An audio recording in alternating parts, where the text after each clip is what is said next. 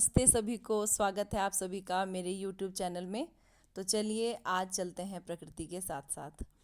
हम सबको अपना कीमती समय निकाल कर प्रकृति के साथ ज़रूर बिताना चाहिए। इसीलिए अगर छुट्टियों में टेक्नोलॉजी से दूरी बना ली जाए तो इससे हमारा दिमाग अच्छी तरह काम करने के लिए रिचार्ज हो जाएगा। तो मैं भी गई थी कहीं और रास्ते में नदी पड़ती है, तो वहीं से ही रास्ता था। उस नदी से मैंने बहुत सारे पत्थर इकट्ठे किए अलग अलग शेप के, जिनके ऊपर मैं पेंटिंग करूँगी या कोई आर्ट दिखाऊंगी अपना। और प्रकृति में या जंगल में आप कहीं चले जाओ तो बहुत चीज़ें हमें ऐसी मिलती हैं, बहुत सारे पौधे जिनको हम अपने घर में लगा सकते हैं, क्योंकि हमें कोई प्रकृति को पैसे तो नहीं देने हैं। तो इसीलिए हम बहुत सारी चीज़ें इकट्ठी करके ला सकते हैं। तो ये रास्ता था और यहाँ पर देखो एक पेड़ से, यहाँ पर भी पेड़ का यूज़ किया है। देखो यहाँ पर पेड़ से पुल बनाया है और जहाँ नीचे से पानी जा रहा है।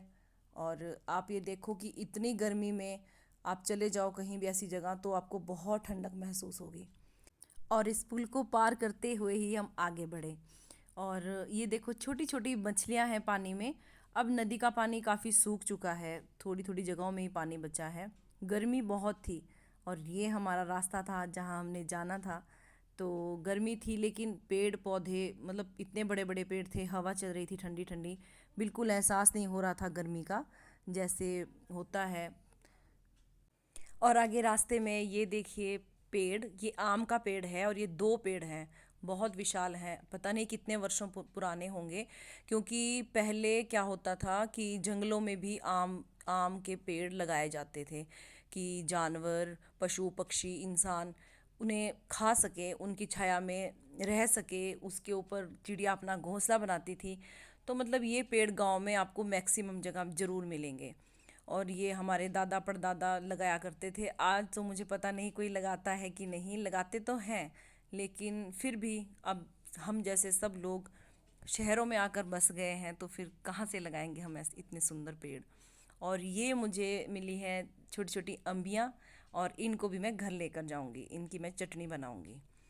तो यहाँ पर बहुत अच्छा लग रहा था, बहुत सुकून मिल रहा था।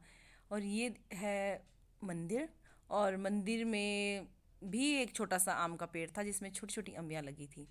और यहाँ पर पीपल का बहुत बड़ा पेड़ है और वट वृक्ष है बहुत बड़ा। और ये तो बहुत 100 साल पुराना है, पता नहीं कितने।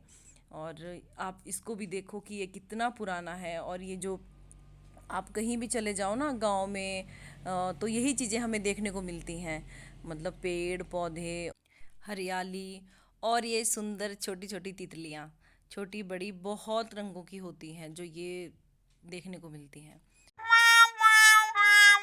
और दूसरे दिन शाम को मैं दोबारा निकल पड़ी घूमने के लिए इवनिंग वॉक पर।